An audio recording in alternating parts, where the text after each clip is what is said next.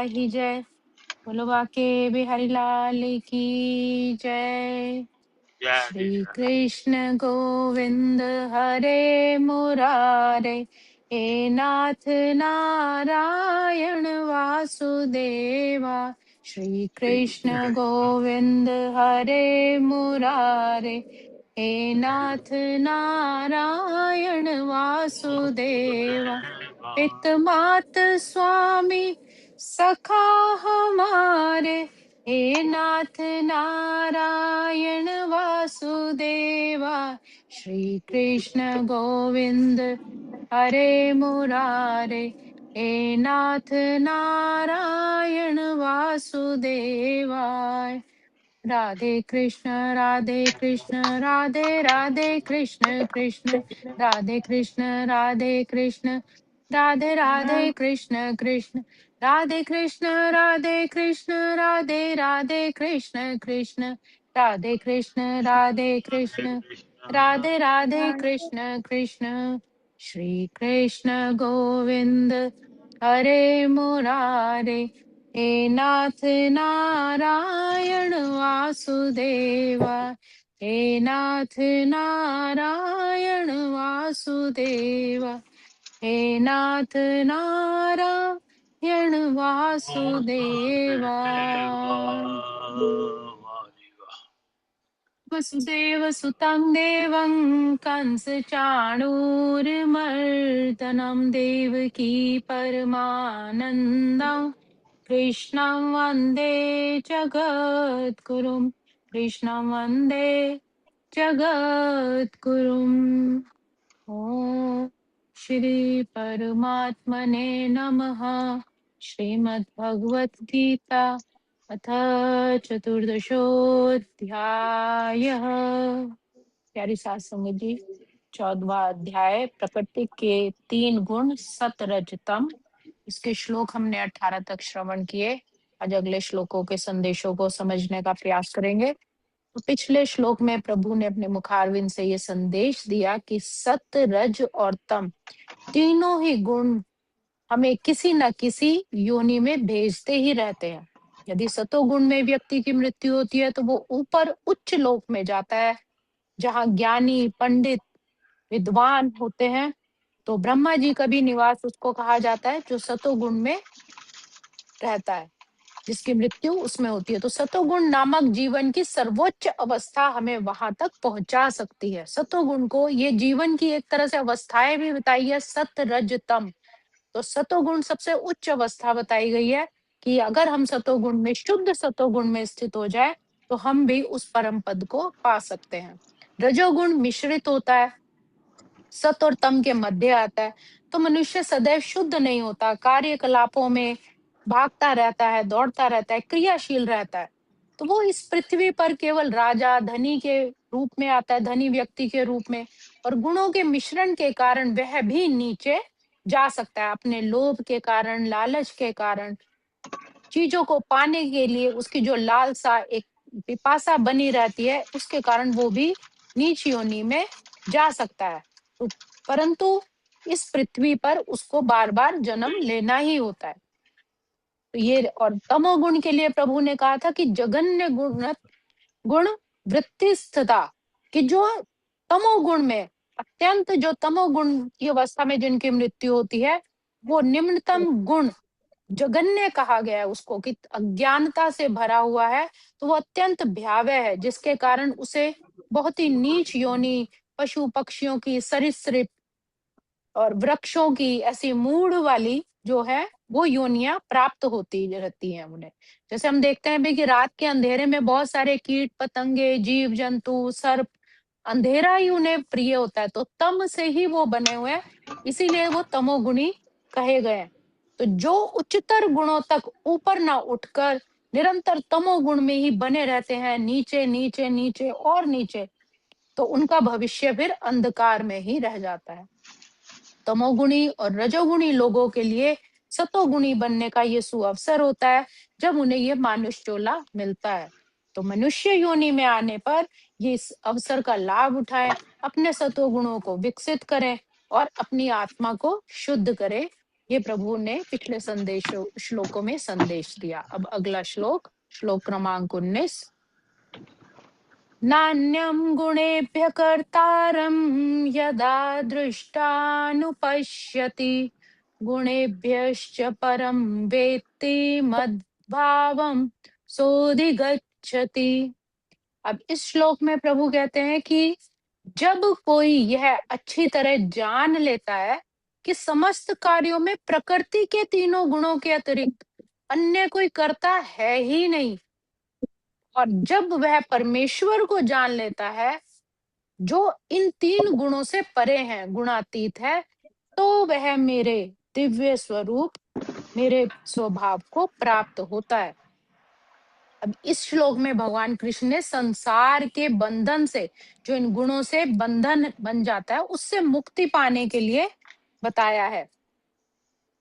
प्रभु कहते हैं कि अज्ञानवश मनुष्य सोचता है कि मैं कर रहा हूं, वास्तव में सभी कार्य तो प्रकृति के तीनों गुण करा रहे हैं। जैसे हमने पिछले अध्यायों में भी ये श्रवण किया था कि प्रकृति और पुरुष, तो ये जो तीनों सत रज तम गुण है, ये प्रकृति से ही उत्पन्न होते हैं। पुरुष यानी कि हमारी चेतना, वो तो इनसे परे है। तो सत रज तम द्वारा ही ये सारे गुण संचालित होते हैं। धारण के लिए क्रोध तमोगुण के कारण आता है, और सेवा की इच्छा सत्व गुण के कारण आती है। तो जब साधक ये समझ जाता है कि ये केवल गुणों का ही खेल है, तो वह कर्म के अहंकार के कारण अहम भाव से अर्थात कर्तापन से मुक्त हो जाता है। कहने का ये, अगर इसको उदाहरण से समझा जाए कि आप आराम से खड़े हैं शांत स्वभाव से, और कोई अचानक आके आपको धक्का दे दे या आपकी गाड़ी को टक्कर मार दे, तो आपको एकदम से क्रोध आया, आपने एक्सपेक्ट नहीं किया था, लेकिन कोई अचानक ऐसे कर गया, तो आपको अचानक जो क्रोध आया वो उसके कारण आया। आप खड़े खड़े अपने आप क्रोधित नहीं हुए, क्योंकि ऐसी परिस्थिति बनी कि आपके अंदर भाव आया और क्रोध आया।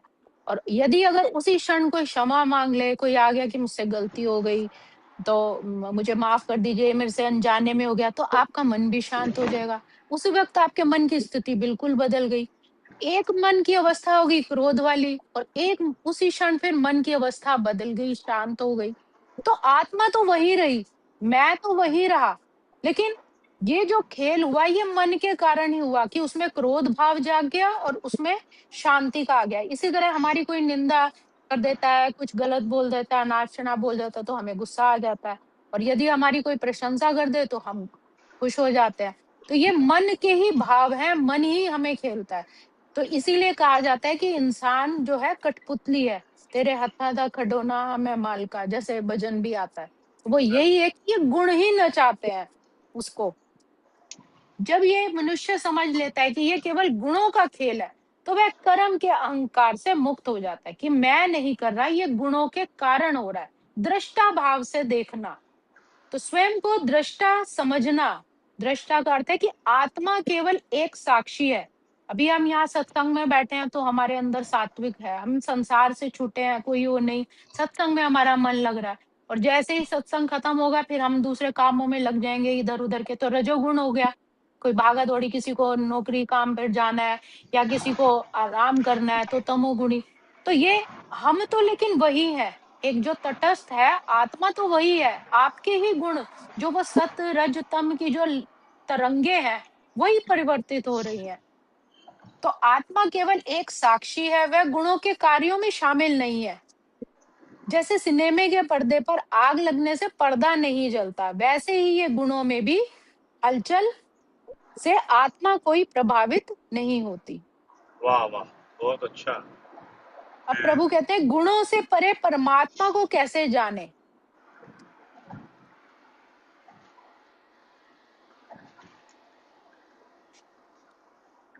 तो इसलिए अपन गुणों से परे उस परमात्मा को जानने के लिए क्या कर सकते हैं, केवल हम एक वास्तविक जो पूर्ण गुरु है उसकी शरण में जा सकते हैं। जैसे कृष्ण यहाँ पर जगत गुरु कहा गया है, और अर्जुन उनकी शरण में आए हैं और दिव्य ज्ञान प्राप्त कर रहे हैं। अन्यथा यदि मनुष्य को ये ज्ञान ही ना हो कि प्रकृति के गुण कैसे उसको ये कार्य करा रहे हैं, तो वो हमेशा कुमार्ग पर ही चलता रहेगा। उसको समझ ही नहीं आएगा कि मुझे कब जागना है, कब सोना है, कब इससे इस अवस्था को पार करना है। तो मनुष्य का जीवन कुमार्ग में जाने के कारण वो अंधकार में ही रहेगा। तो प्रामाणिक गुरु, कोई सच्चा पूर्ण गुरु के उपदेश से जीव अपनी आध्यात्मिक स्थिति को, अपने भौतिक शरीर, अपनी इंद्रियों के और प्रकृति के गुणों के बारे में पूर्णतः जान सकता है। वह इन गुणों की जकड़ में होने से असहाय होता है। हम बंधे हुए हैं, हम अपने आप नहीं ये सब कर सकते। ये केवल हमें गुरु ही जब मार्ग दिखाता है तभी हम उससे मुक्त हो सकते हैं।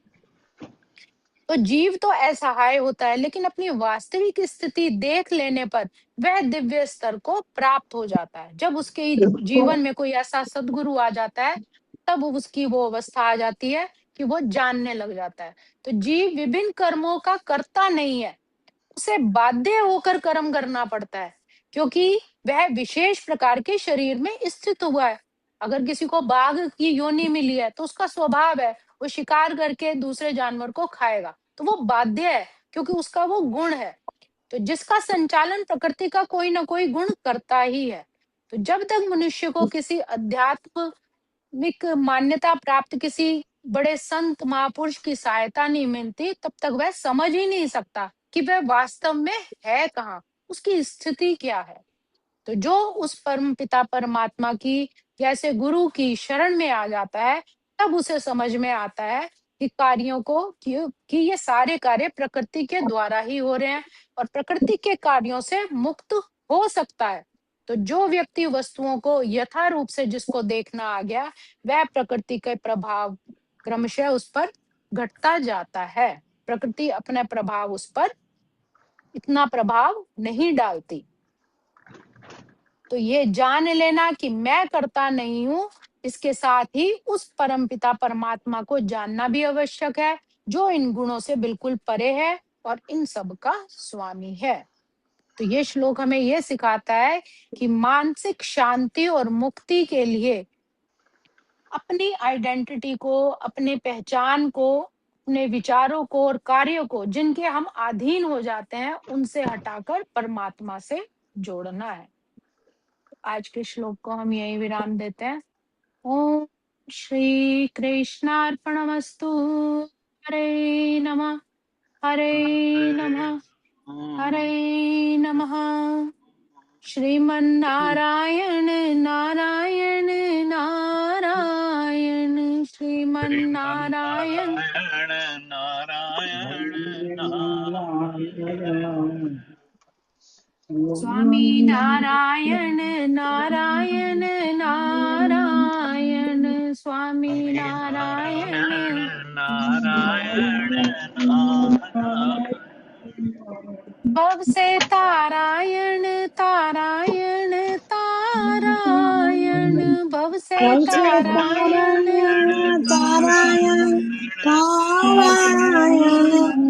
Narayana Narayana Narayana Swami Narayan Narayan Narayan, भजमन नारायण नारायण नारायण। बाके बिहारी लाल की जय। श्रीमद् भगवत गीता की जय। मेरे सतगुरु महाराज की जय। वाह जी वाह, बहुत सुंदर। अरोड़ा साहब, जय अरोड़ा साहब, बापू जी। जय बापू जी। मैं